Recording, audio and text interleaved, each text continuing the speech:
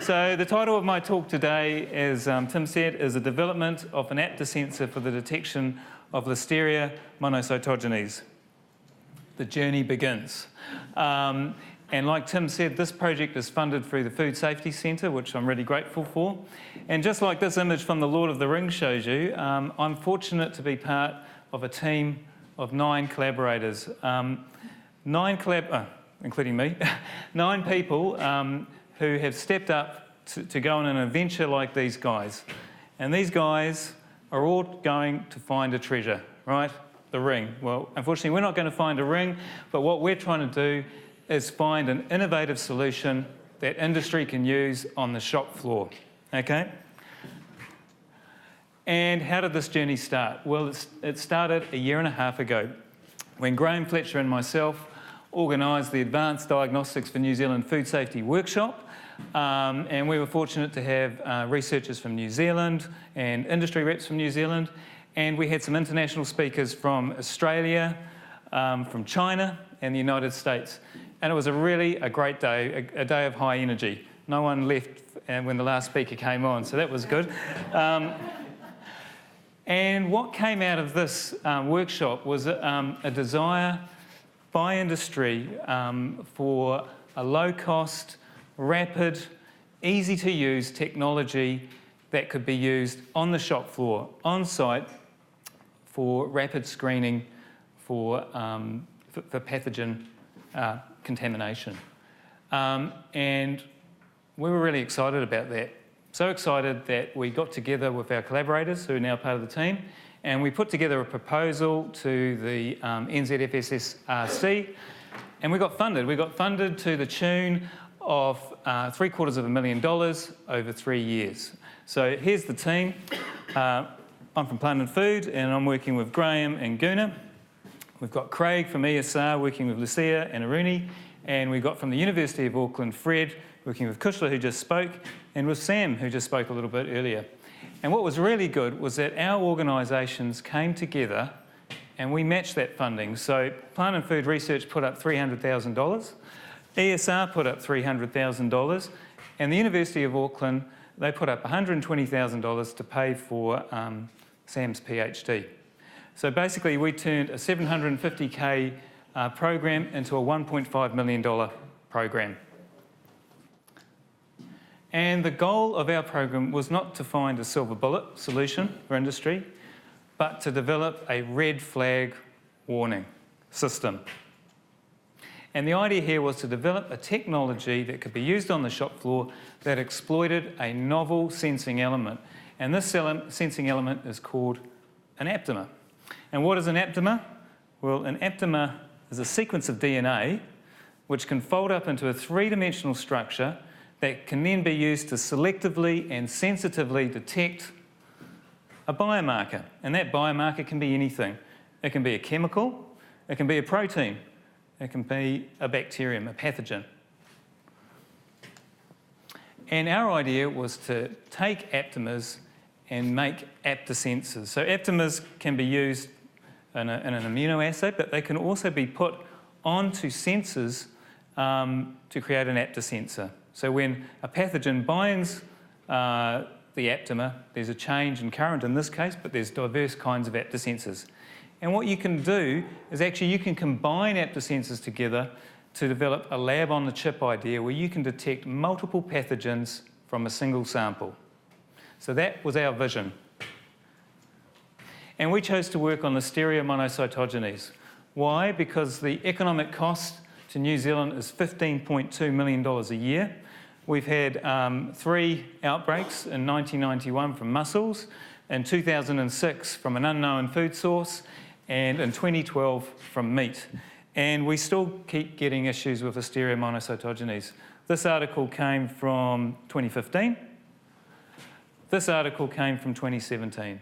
And I'm sure there's going to be more of this coming in the future. And we chose to focus on developing a sensor technology that could be used with a swab test. Why? Because a swab test is the most common sample, the most common form of sampling for Listeria monocytogenes. It's used by industry as a preemptive way to prevent product contamination. and no regulatory approval is required for industry to implement it. Oops. And this was the project that we've put up and we're doing. And we are 6 months into it, okay? So in year one, what we're doing here is we're identifying aptamers that can detect Listeria monocytogenes, and we're confirming that by showing that they can detect New Zealand strains, okay? So Graham routinely tells me because I keep asking him because I keep forgetting, that there's over 500 New Zealand strains, and I was talking to someone actually from Nigel's group, and I think there's potentially 1,000 strains because I think Massey University has a whole lot as well, and Fonterra I'm sure has some as well. So the aim for us was to get a group of aptamers at the end of this process which we can use to detect New Zealand strains. And then in year two, our aim is to test three very different kinds of aptasensors. And at the end of this year, 1, 2 or 3 of these aptasensors will reach the end, and notice the stop-go points here, to then be tested in the final year, or half year in our case, to see whether they can be used in the industry situation, in a processing plant.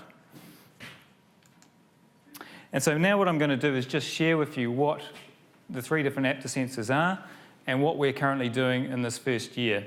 So in the case of plant and food research, we have a proprietary technology which is currently being used to detect spoilage in kiwi fruit packs, sorry. And basically what we're wanting to do is adapt this electrochemical sensor to become an aptasensor. And simply we want to put aptamers on there so that we can then detect in liquid the presence of Listeria monocytogenes. Okay? And this is our goal for the first year. What we're doing is we're taking known aptamers for Listeria monocytogenes, and we're validating them against roughly a tenth of what we know or have access to, the strains of Listeria monocytogenes. And these are coming from 3 different main families.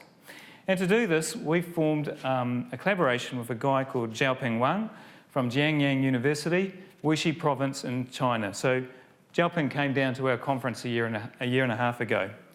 And Xiaoping is a leader in the development of aptasensors and aptamers for food safety applications. In fact, he's probably the world leader. And I was trying to work out how can I show you, how great this guy is. I can list all the patents or talk about all the papers, but probably the best way to show you this is this photograph. So this is, you can just see Xiaoping there. This is Xiaoping's group. He's got 40 people in his group, right? All dedicated to looking at developing aptamers and aptasensor technologies for food safety. And just as an aside, this guy has a lab meeting every Friday, right? And everybody in his team has to speak. 40 people have to speak, and it takes all day, okay? So I'm in awe of this guy, how he can run his team like that. And so we use some of our money to bring down a master's student, Yuhan Sun, and that's her there, to help us learn how to do an aptamer assay so that we could screen 8 aptamers from the literature, 1 to 8 here. And here's Yuhan here. And what she did is she grew up cultures of Listeria monocytogenes ATCC 19115, which is kind of a model version or model strain of this bug. And she grew them up to 10 to the 9 cell-forming units per mil, so a very high level, right? And then she looked to see how they responded in a fluorescent interaction assay. So there's a fluorescent probe attached to the aptamer, it binds the pathogen, you spin it at high speed in a centrifuge, and then you measure what has been pulled down to the bottom of your tube. So quite a crude assay, but it's a reasonable assay to do some screening. And what she showed was, in black here, for each particular aptamer, the response of fluorescence that was attained at that high concentration. And then she tested them against 5 different Listeria strains, right, which aren't monocytogenes. And then she also tested them against 4 bacterium, in this case E. coli, Staphylococcus aureus, Lactobacillus species, and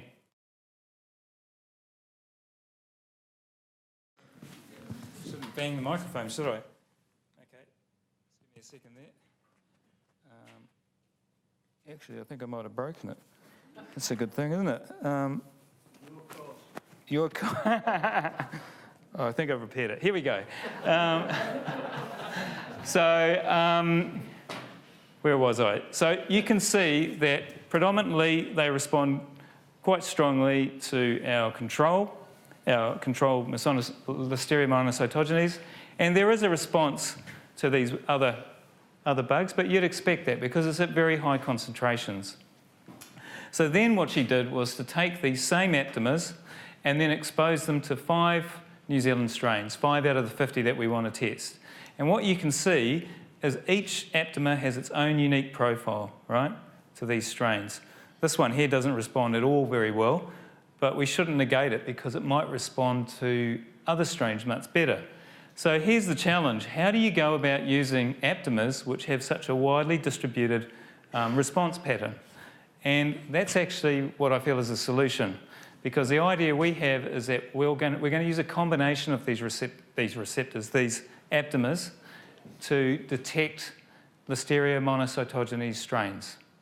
You can talk to me about that later if you don't get what I mean. So moving on to ESR. Now ESR is taking a totally different approach. Our approach is we hope to be a reusable aptasensor. ESR is taking a different approach. They're developing a lateral flow aptasensor. And they're doing this in collaboration with Orima Bio. Who's heard of Orima Bio? 1, 2, 3. So Orima Bio is New Zealand's only aptamer company, okay? Right, so it's kind of a landmark company. This guy, Shalin Kumar, is up for a KiwiNet commercialisation award this year for what he's done with his company. He's the CEO of the company. And essentially, the technology is like a pregnancy test, right? You just take a sample, you drop it in this hole here. Capillary action causes it to move into here. It gets exposed to aptamers which are coupled to nanoparticles, and if they bind the pathogen, their movement will be retarded, okay? So you'll see a mark at the test line here if the bug is present, and you compare that with the control line. So it's a very simple technology, and it's a one-off use technology, but it's reasonably cheap. So what have they been doing? Well, these guys have been working out, they're not taking known aptamers, they're having a go at making their own aptamers, okay? So Craig just told me today that they're hoping by August they will have produced a family of aptamers which they can then use to screen the same New Zealand strains that we're going to be screening as well, right? And finally, the third member of the team, of the group, is the University of Auckland, and as Kushla alluded to, 2 minutes, okay, great. Sorry, Kushla, I'm going to have to rush this one. So this is a centrifugal microfluidic platform. It uses a CD ID. The aptasensor is a CD. You put your sample in here, it gets exposed to centrifugal force and capillary force. The sample gets spun, it goes into this destination chamber. Here's an example where they did it with some bugs. They stained it with a dye, it goes green, it fluoresces. And in principle, that's what they want to do with aptamers. They want to have fluorescently labelled aptamers in there, and you will then be able to optically detect whether you have Listeria monocytogenes in there. Quickly, we talked about, I think Kushla talked about contamination issues, but this is a swab. There's contamination because we can see particulate matter. This has been stained with green for dead and live cells and red for dead cells. So we do know there is some live stuff in there. But there's a problem here with contamination. So this year, University of Auckland is producing a protocol that can be used universally by all 3 teams or sub-teams for their aptasensor development. I'm just going to get my breath. So this is where I want to leave it. We are here, 6 months into the process, and something beautiful is going to happen here because we're all going to come together and we're going to share. That doesn't happen often in science because everyone wants to own everything and protect their IP, but we're going to work out a way. We're going to share our aptamers so that everyone has the best candidates to move forward with. Right, let's catch my breath. I've got a question. Who in the audience is from industry? All right, this next slide is for you. this is an art installation which is called The Elephant in the Room, okay? And unfortunately for our project, there is an elephant in the room. And Kevin alluded to it earlier.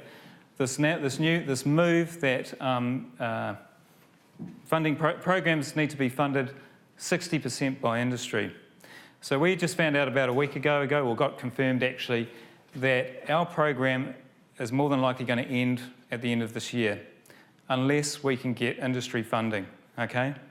And that's tough, right? Because we've put a lot of effort into getting this program up, bringing people together and designing what we want to do. And there's been a lot of energy in it.